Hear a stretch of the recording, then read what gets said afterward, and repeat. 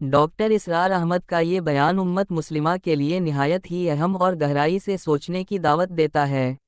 یہ ایک جامع اور مدلل بیان ہے جو موجودہ دور کے فتنے، امت مسلمہ کی زبوں حالی اور ہمارے سامنے موجود عظیم چیلنجز پر روشنی ڈالتا ہے۔ ڈاکٹر اسرار احمد نے اپنے بیان میں امت مسلمہ کی روحانی، اخلاقی اور سیاسی حالت کا جائزہ لیتے ہوئے کہا تھا، آج ہم دنیا میں جس مقام پر کھڑے ہیں، یہ ہمارے اپنے اعمال کا نتیجہ ہے۔ اللہ تعالیٰ نے قرآن میں صاف طور پر فرما دیا ہے کہ اللہ کسی قوم کی حالت کو نہیں بدلتا جب تک وہ خود اپنی حالت کو نہ بدلیں۔ سورۃ الرعد 11۔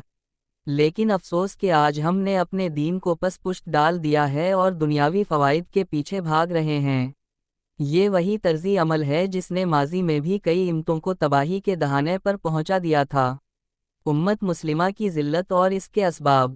ڈاکٹر اسرار احمد نے مزید فرمایا کہ آج اگر ہم ذلت و رسوائی کا شکار ہیں تو اس کی سب سے بڑی وجہ یہ ہے کہ ہم نے قرآن کو سمجھنا چھوڑ دیا ہے۔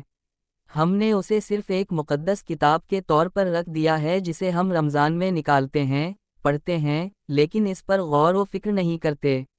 ہم نے اس کے پیغام کو اپنی زندگیوں سے نکال دیا ہے۔ یہی وجہ ہے کہ آج ہم فکری، اخلاقی اور سیاسی طور پر کمزور ہو چکے ہیں۔ انہوں نے امت مسلمہ کی زبوں حالی کو بیان کرتے ہوئے کہا، دشمنان اسلام نے ہماری صفوں میں اختلافات پیدا کر دیے ہیں۔ انہوں نے ہمیں فرقوں، قومیتوں اور جغرافیائی سرحدوں میں تقسیم کر دیا ہے۔ ہم نے ان اختلافات کو ختم کرنے کی بجائے انہیں مزید بڑھاوا دیا ہے۔ گریٹر اسرائیل کا منصوبہ اور یہودی سازشیں۔ ڈاکٹر اسرار احمد نے گریٹر اسرائیل کے منصوبے پر بات کرتے ہوئے کہا، یہودی قوم ہمیشہ سے ایک عالمی منصوبے پر کام کر رہی ہے۔ ان کا مقصد دنیا پر غالب آنا ہے اور اس کے لیے وہ ہر ممکن حربہ استعمال کر رہے ہیں۔ ان کا سب سے بڑا خواب گریٹر اسرائیل ہے، جس کا دائرہ دریائے نیل سے لے کر دریائے فرات تک پھیلا ہوا ہے۔ یہ منصوبہ نہ صرف فلسطین پر قبضہ تک محدود ہے بلکہ پورے خطے کو اپنی گرفت میں لینا چاہتا ہے۔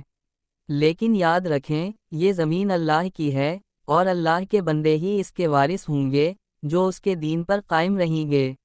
انہوں نے مزید فرمایا، یہودی سازشیں صرف سیاسی یا فوجی نہیں ہیں بلکہ یہ فکری اور ثقافتی سطح پر بھی ہیں۔ انہوں نے میڈیا، تعلیمی اداروں اور معیشت کے ذریعے دنیا پر اپنی گرفت مضبوط کر لی ہے۔ ان کا مقصد مسلمانوں کو اپنے دین سے دور کرنا ہے تاکہ ہم فکری اور روحانی طور پر کمزور ہو جائیں۔ دجال کا فتنہ اور مسلمانوں کی تیاری۔ ڈاکٹر اسرار احمد نے دجال کے فتنے پر روشنی ڈالتے ہوئے کہا، یہودیوں کا یہ منصوبہ دجال کے ظہور کے لیے زمین ہموار کر رہا ہے۔ دجال کا فتنہ صرف ایک جسمانی جنگ کا نہیں ہوگا بلکہ یہ ایک فکری جنگ بھی ہوگی۔ وہ اپنی چالاکیوں اور دھوکے کے ذریعے لوگوں کو گمراہ کرے گا۔ اس فتنے کا مقابلہ صرف وہی کر سکیں گے جو ایمان پر مضبوط ہوں گے اور قرآن و سنت کو اپنی زندگی کا حصہ بنائیں گے۔ انہوں نے کہا، یہ وقت ہے کہ ہم اپنے ایمان کو مضبوط کریں اور اپنی زندگی کو اسلامی اصولوں کے مطابق ڈھالیں۔ دجال کے فتنے سے بچنے کے لیے ہمیں اپنی روحانی طاقت کو بڑھانا ہوگا۔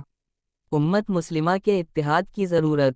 ڈاکٹر اسرار احمد نے اپنے بیان کے اختتام پر امت مسلمہ کو اتحاد کی دعوت دیتے ہوئے کہا، آج ہماری سب سے بڑی کمزوری ہمارا انتشار ہے۔ ہم نے خود کو مسلکوں، قومیتوں اور جغرافیائی حدود میں تقسیم کر لیا ہے۔ اگر ہم ان اختلافات کو ختم نہیں کریں گے اور قرآن و سنت کو اپنا رہنما نہیں بنائیں گے تو ہم اسی طرح ذلت کا شکار رہیں گے۔ انہوں نے کہا، امت مسلمہ کو چاہیے کہ وہ اپنی اصل پہچان کو دوبارہ حاصل کرے۔ ہم ایک امت ہیں اور ہمیں اسی بنیاد پر جینا چاہیے۔ ہمیں اپنے اختلافات کو پس پشت ڈال کر ایک دوسرے کے ساتھ کھڑا ہونا ہوگا۔ یہی ہماری کامیابی کی کنجی ہے۔ امت مسلمہ کے لیے عملی اقدامات۔ ڈاکٹر اسرار احمد نے مسلمانوں کو عملی اقدامات کی تلقین کرتے ہوئے کہا، قرآن کی طرف رجوع کریں، قرآن کو سمجھیں، اس پر غور و فکر کریں اور اپنی زندگی میں نافذ کریں۔ اتحاد پیدا کریں، فرقہ واریت اور اختلافات کو ختم کریں۔ امت کو ایک پلیٹ فارم پر اکٹھا کریں۔ فکری جنگ کے لیے تیار ہوں۔ میڈیا، تعلیم اور معیشت میں اپنا حصہ ڈالیں تاکہ یہودی سازشوں کا مقابلہ کیا جا سکے۔ دعا اور عمل۔ اللہ سے مدد مانگیں اور اس کے دین کو نافذ کرنے کے لیے عملی طور پر کام کریں۔ یہ بیان امت مسلمہ کے لیے ایک پیغام ہے کہ وہ اپنی غفلت کو چھوڑ کر اپنی اصل پہچان کو دوبارہ حاصل کریں اور دنیا میں اپنے مقام کو بحال کریں۔